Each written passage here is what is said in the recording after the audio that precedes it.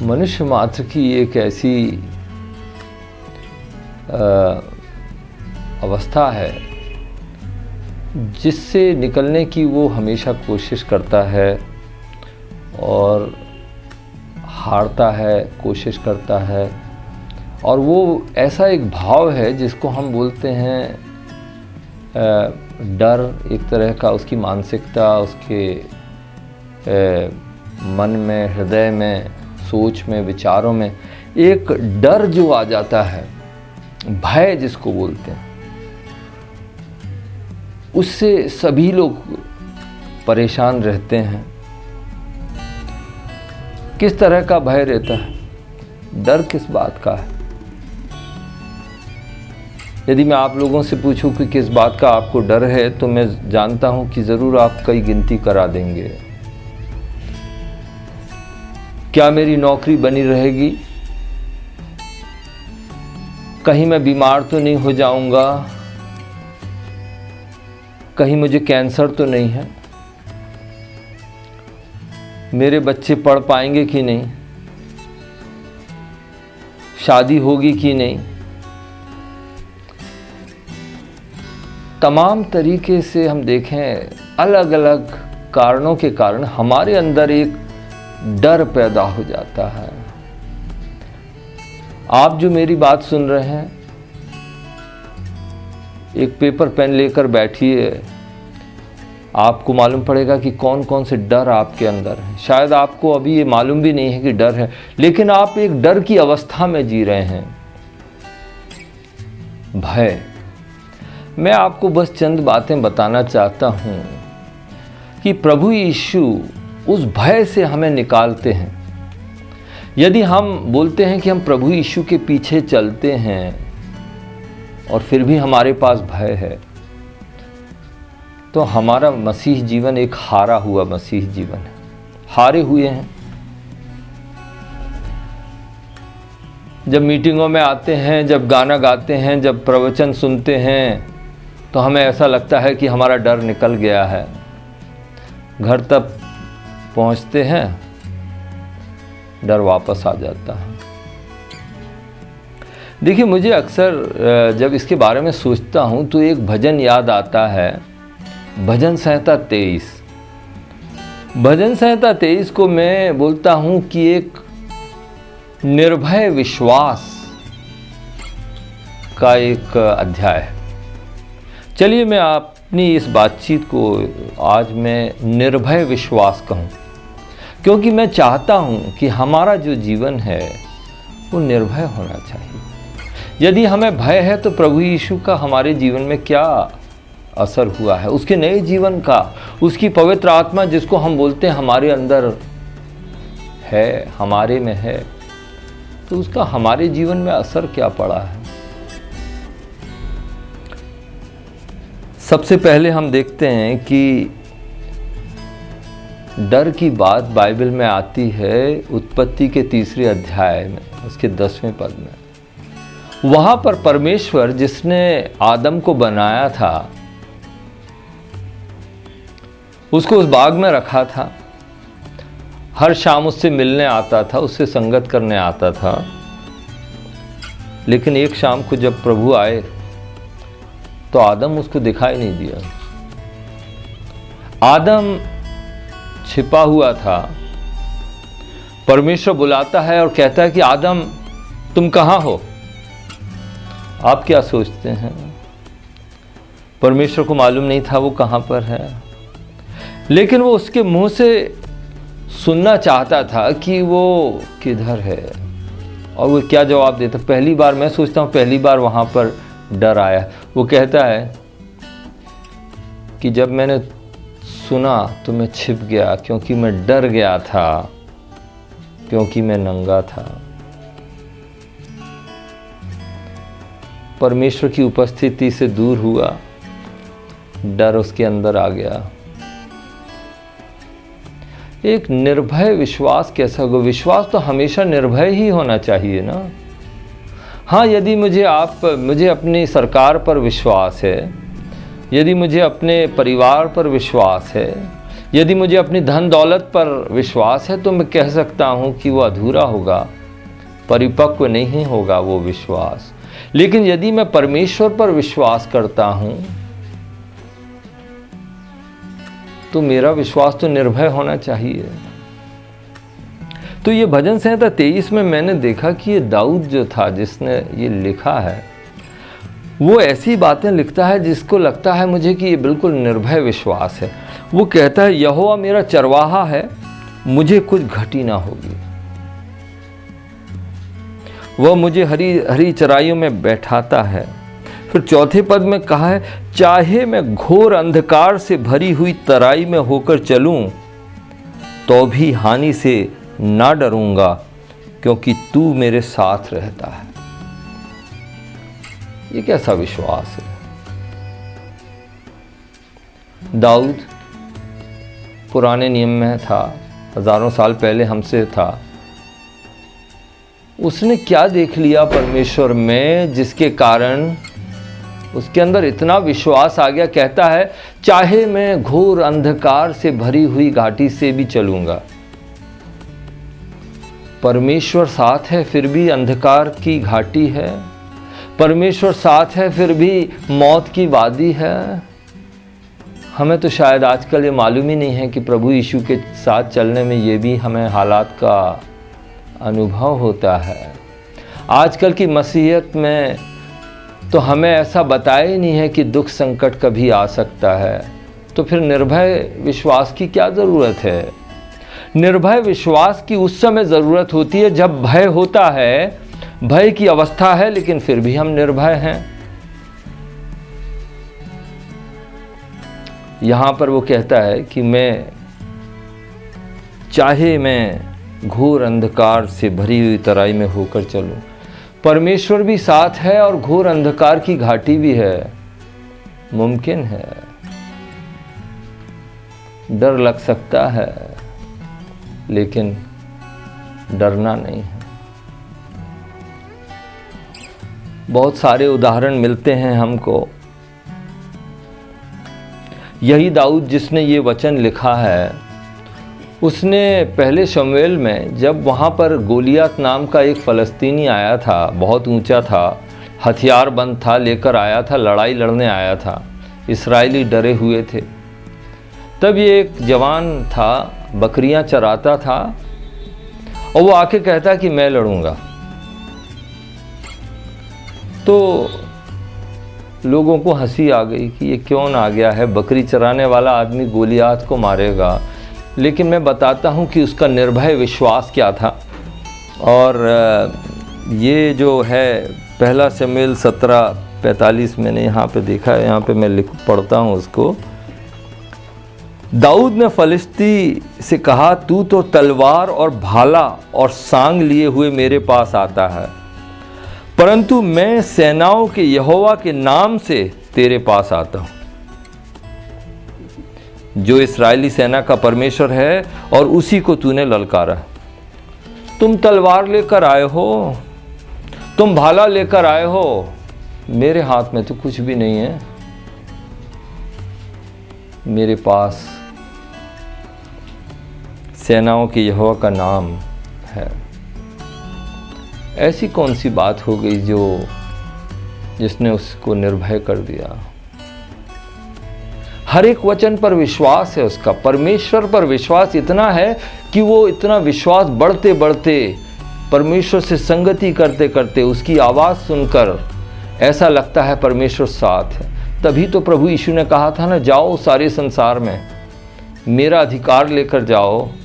लेकिन फिर भी हम डर जाते हैं ना, लगता है ना डर हमें, और कहते हैं कि प्रभु यीशु हमारे साथ है। मनुष्य रोटी से ही जीवित नहीं रहेगा, कहा था ना उसने। हर एक वचन जो परमेश्वर के मुंह से निकलता है उससे जीवित रहेगा, कहा था ना उसने। उसका मतलब क्या था? मेरा वचन तुम्हारे साथ रहेगा, मरना जरूरी नहीं होगा। निर्भय बन जाओ, मेरे वचन पर विश्वास करो। तलवार की ज़रूरत नहीं है, भाले की ज़रूरत नहीं है, लेकिन दाऊद कहता है मेरे पास चाहे अंधकार हो, चाहे मौत की वादी हो, लेकिन मैं परमेश्वर का नाम लेकर आऊँगा। फिर भी वो जीत गया। चलिए दाऊद की बात करी, इब्राहिम को लीजिए। इब्राहिम तो विश्वास का पिता है, तो उसका विश्वास कैसा था? डरने वाला या निर्भय विश्वास था? मैं सोचता हूँ निर्भय विश्वास। वो अपना सब कुछ छोड़कर परमेश्वर की आवाज़ सुनकर निकल आया। रास्ते में बहुत मुश्किलात थे, लेकिन वो आ गया। बहुत साल के बाद, 100 साल के हालात में जब वो था, उस समय उसको एक बच्चा हुआ। उसका नाम परमेश्वर ने दिया और उसका नाम उसने इसहाक रखा।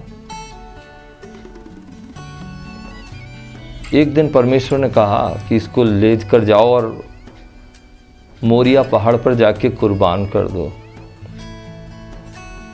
शक हो सकता था उसको कि ये परमेश्वर ही बोल रहा है या शैतान बोल रहा है। उसको कैसे मालूम पड़ा कि नहीं ये परमेश्वर की आवाज़ है? वो इसलिए क्योंकि वह हर दिन परमेश्वर के साथ चलता था, संगति करता था, इसलिए वो परमेश्वर की आवाज़ को जानता था, उसकी इच्छा जानता था। जब परमेश्वर ने कहा कि तुम जाओ और कुर्बान कर दो अपने बेटे को, तो वो कह सकता था तुमने तो दिया है, फिर तुम कैसे लोगे?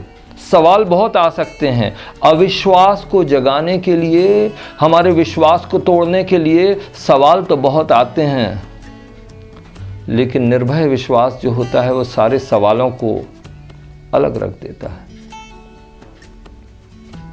उसने अपने बेटे को लिया, 3 दिन का सफ़र था किया। 3 दिन के सफ़र में कभी उसको लौटने का मौका आ रहा था? आ सकता था, क्योंकि 3 दिन में कई बार ऐसे सवाल आ जाते और वो वापस आ सकता था। उसने अपनी बीवी से पूछा क्या कि परमेश्वर ऐसा कहता है, तुम्हारा क्या विचार है? बीवी तो उसको रोक लेती, गांव वालों को बुला लेती, कहती कि आदमी पागल हो गया है। 3 दिन के रास्ते में जाने के बाद उसके पास मौके थे। जब वो पहाड़ की ओर जाने लगा तो उसने नौकरों को रोक दिया और कहा कि, और उसने लकड़ी इसहाक के पीठ पर रख दी। चलते हुए पहाड़ की तरफ इसहाक ने बोला, आग तो हमारे पास है, लकड़ी भी हमारे पास है, लेकिन बलि का मेमना किधर है? मैं सोचता हूँ कि कोई भी इंसान कितना भी मजबूत हो, जब ऐसा सुनेगा तो शायद टूट जाएगा। लेकिन इब्राहिम क्यों चढ़ता गया? क्योंकि उसका निर्भय विश्वास जो था वो ये था, चाहे मेरा ये बेटा मर भी जाएगा तो भी उसको जिला सकता है वो। क्या बात है, उसने तो किसी को जीते हुए नहीं देखा था, फिर भी कहता है कि यदि ये मेरा बेटा मरेगा तो उसको जिलाएगा वही। हमने तो यीशु को मरते भी देखा है, जीते हुए भी देखा। हमने तो लोगों को मरते हुए और उसके बाद प्रभु यीशु को जिलाते हुए देखा है, फिर भी निर्भय विश्वास नहीं है। डर लगता है ना, डर जाते हैं, लेकिन इब्राहिम निर्भय था। इसीलिए तो इब्रानियों की किताब 11 में क्या लिखा है? वहाँ लिखा है कि इब्राहिम निकल गया बिना जाने कि कहाँ जा रहा। इसको बोलते हैं निर्भय विश्वास। जहाँ कल का पता ना हो, जहाँ कल की सुविधा ना हो, जहाँ कल नहीं देखा गया है, वहीं तो विश्वास होगा, तभी तो भय को मिटाना होगा। Ibrahim went out not knowing where he was going। ऐसा विश्वास। और भी लोगों को मैं तो गिनती करा सकता हूं आपको। याद है ना वो 3 बंदे थे उधर, शद्रक, मेशक, अबेदनगो। वहां राजा ने बोला कि सब मूरत के सामने झुक जाएं, वो नहीं झुके। लोगों ने उनको पकड़ लिया। राजा ने फिर बोला कि भाई झुक जाओ, बच जाओगे। तो उन्होंने क्या जवाब दिया? तुम हमें आग की भट्टी में डालोगे हमारा परमेश्वर उससे हमें बचा सकता है, लेकिन नहीं बचाएगा तो भी हम तुम्हारे सामने नहीं झुकेंगे। कैसा विश्वास है ये? डर तो नहीं लगा उनको आग देखकर? अंजाम कुछ भी होगा, लेकिन हम परमेश्वर की इच्छा पूरी करेंगे। इसको बोलते हैं निर्भय विश्वास।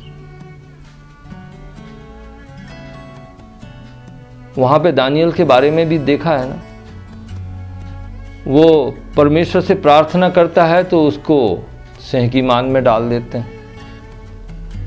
क्या वो डर गया? नहीं डरा। ये तो मैंने आपको पुराने नियम से गिना दिए हैं कुछ। नए नियम में आइए। पौलुस को तो आप जानते हैं ना।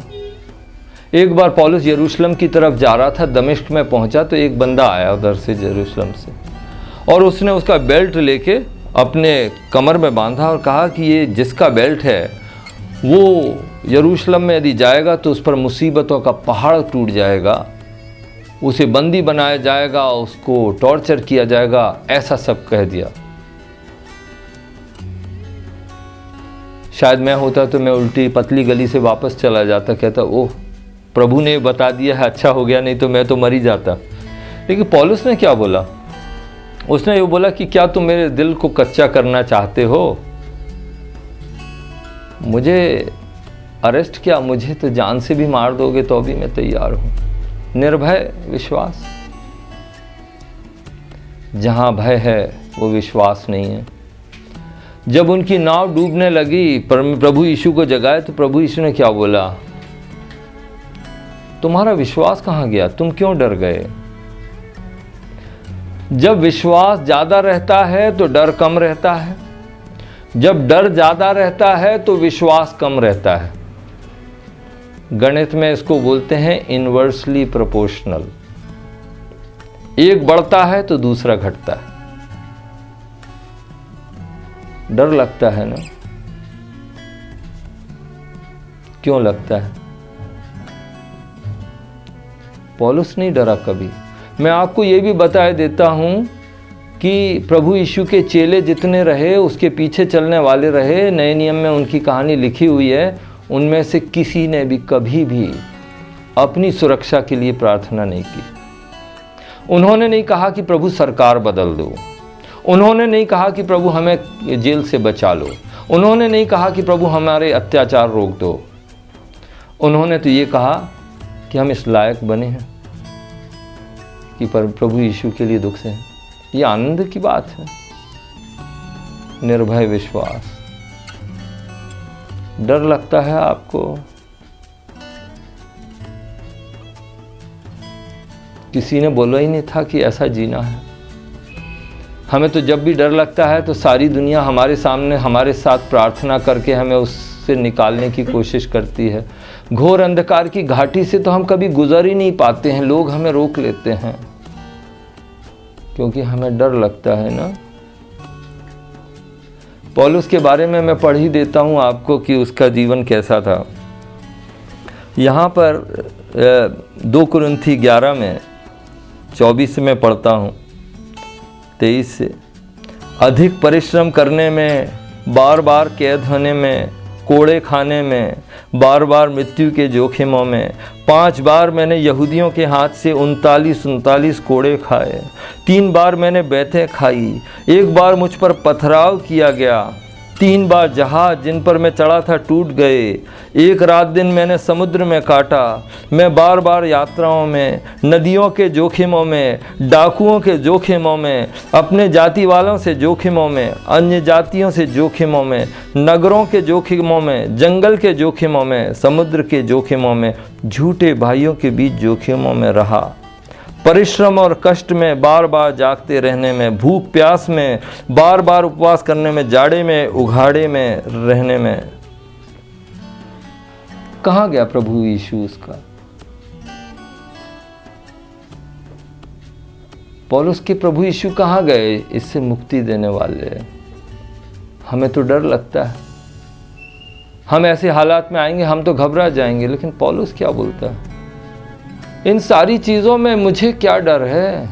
मेरा विश्वास अटूट है। चाहे मेरा जहाज डूब रहा हो, चाहे मुझे मारा पीटा जा रहा हो, मेरी मौत मेरे सामने दिख रही हो, तो भी मेरा विश्वास परमेश्वर पर है, उसकी बातों पर है। तो सवाल ये है कि आखिर ये डर दूर कैसे हो? निर्भय विश्वास हमें मिले क्या? मिले कैसे? छोटी सी बात बता दूंगा।